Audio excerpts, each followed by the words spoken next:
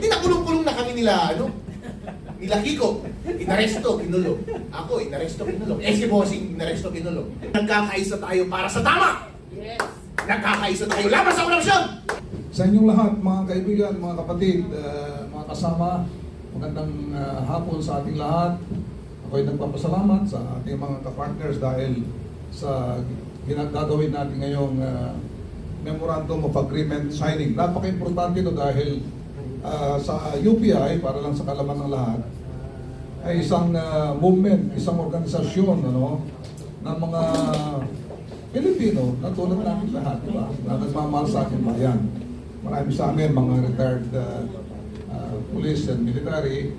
Of course, marami rin mga ordinary civilians. Pero ang UPI ay nagsusulong ng mga advokasya na tulad ng ating mga iba-ibang kagrupo at kapartner dito. Pangunguna dito ang itong labanan itong korupsyon at saka itong panagutin yung mga of course nagnakaw sa ating bayan. Ang UPI ay ang vision ng UPI ay isang organisasyon na epektibo na boses ng taong bayan. Okay? At isang nangungunang puwersa para isulong yung mga reforma at pagbabago sa bansa natin, ang unity, pagkakaisa, sa pamamagitan ng sovereign will of the people. Doon po tayo nakangkla sa sovereign will of the people. So gagawin natin ay dahil sa power, sa puwersa mismo ng mga mamamayan. Okay? Ngayon, itong UPI mayroong 4 na prinsipyo at ito ay palagi natin inuulit-ulit para lamang klaro sa taong bayan at klaro rin sa mga partners and allies natin. Tayo ay nagsusulong ng mga advokasya o reforma sa pamamagitan ng non-violence. Hindi tayo pumapayag na gamitan ng pagkarasan ng mga advokasya natin. Okay? So non-violence, again also non-partisan. Non-partisan tayo, wala tayong kinikilang partido, political o mga tao, kung sino-sino man dyan. Basta tayo ay isang organisasyon na nagsusulong ng advokasya na walang pinapanigan. Of course, nandyan din yung prinsipyo natin ng rule of law o yung pagsunod sa batas. Okay? At ang pang-apat ay ito yung constitutional fidelity to constitution o yung ang tawag dito sinusunod kung ano man yung sinasabi ng konstitusyon. Okay? Hindi tayo extra-constitutional o hindi tayo sumusuway sa sinasabi ng ating konstitusyon. Ngayon, tulad dito ngayon, ang gusto mangyari ng UPI, bakit tayo may mga ganitong pakikisama sa ating mga partners? Dahil ang sinasabi sa batas, para maging magawa natin, gusto natin, kunwari, ang United People's Initiative sa pamamagitan ng People's Initiative na batas o law, ay pwedeng magsulong ng mga pagbabago sa batas o pag-craft o paggawa ng sariling batas o bagong batas. Kailangan lang 10% ng voting population, kung may 60 million ng population nationwide, dapat at least 10% nun ay mag-petition at mag-approve sa gagawin nating batas na yun. Kaya importante na ang UPI pinapadami, ang membership niya hindi lamang dito sa Metro Manila kundi nationwide. Kaya andyan yung mga ating mga leaders sa Mindanao, kaya tutulong-tulong tayo. So, yung ating member din dito, itong PDP Laban, di ba? Alay din natin to, kasama natin itong PDP doon sa mga rally ginawa natin noong mga nakaraan.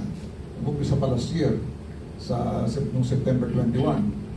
Pero, kaklaruhin ko lang, again, dahil doon sa ating prinsipyo na non-partisan, although political party itong PDP Laban, alay natin sila sa mga advokasya, tulad niya mga anti-corruption, yung mga government reforms, at saka yung pananagutin o yung accountability and transparency. Okay? Pero ang UPI hindi kasama doon sa politika nila. Yung mga ginagawa nilang politika. Yung politikang ideology nila sa politika, yung pakikisama sa eleksyon, hindi ho nakikisama ang UPI ng pamamaraan dahil partisano na po yun, partisan po yun. Just to make it clear. Now, we're allies with anybody. Kuwari yung UCC, for example, meron silang sariling, di ba, dalawan, maaaring susuporta sila sa politika na gusto nila, pero hindi ho tayo magkano doon sa politika na bagay na yun. Okay? Ngayon, hindi rin, pwede rin sa amin na kunwari yung UCCI, partner organization tayo, pero yung mga members ninyo, individually pwedeng mag-member din sa UPI para dumami tayo, para pagka nag-petition, gusto natin baguhin yung batas. Ma-attain natin yung 10% of the voting population at saka yung mga 3% ng mga legislative districts na nire-require ng batas ay magagawa, ma-approve at may isa katuparan para na ayon sa batas. So, ganun lang mga kaibigan. So, once again, maraming salamat sa ating mga partners. Mamaya magpipirmaan tayo dito to make the alliance formal and binding. Makakaasa kayo na magtutulungan tayo. Okay? Marami tayong magagawa sa bansa natin. Okay? Marami tayong mga bagay-bagay na meron tayong common o yung pareho tayong mga advokasya, so doon tayo mag-focus. Kung meron man kayong mga ibang gagawin na gusto nyo, sarili nyo, dahil yung purpose ng organization nyo ay ando naman, pero doon tayo sa common na advokasya na pwede tayo magtulungan. So, muli, salamat sa inyo lahat. Thank you. Pero so, alam mga bossing, malaki ang kamay ng UPI sa lahat ng mga bagay na ito. Alam niyo kung bakit? Totoo po ang sinabi ng chairman ng UPI na sila po ang nagbubuklod-buklod ng mga taong may initiative sa Philippines na gawin ang tama. Tama ba yun? Tama! Oo. At ang purpose ng okasyon natin ngayong araw na ito ay isama yung mga bagong organisasyon na may mga initiative. Nagkakaisa tayo para sa tama! Yes. Nagkakaisa tayo laban sa korupsyon! Yes. At nagkakaisa tayo para sa ikauunlad ng Pilipinas. Sama? Tama. Yeah, very. At totoo po yan. At nagkatsambahan lang tayo nagkakasama. Dahil sa totoo lang po, nung umpisa. At hanggang ngayon, independent pa rin po ako. Wala po akong kasama. Until mamaya, dahil magiging member na ako ng PDP. Okay yan? Alright? Pero po, sa totoo lang po, totoo yan. Dahil nung first time po na nag-meeting, yung mga taong gustong gumawa ng pagbabago sa Pilipinas at yung mga inaapi ng gobyerno na ito, parati kong nakikita ang ubing at parating sila ang namumuno at parating present yung mga yan. At sila po ang force na nandiyan parati na ipinagkakaisa, ginagawa nilang isa, united ang lahat ng initiative namin. Imagine nyo po kung nag-iisa kami parati. Eh di nakulong-kulong na kami nila Kiko, inaresto, kinulong.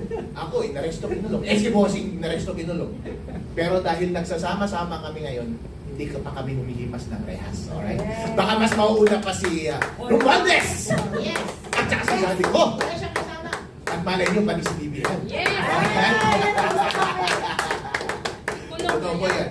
Pinag-iisa-isa nila lahat ng initiative. Napakaganda po na magkakaisa ang lahat ng inisyatibo para sa tama. Totoo po yan, non-violence. Yung isang principle, non-violence. Okay. Okay, Okay, thank you. Thank you. Thank you.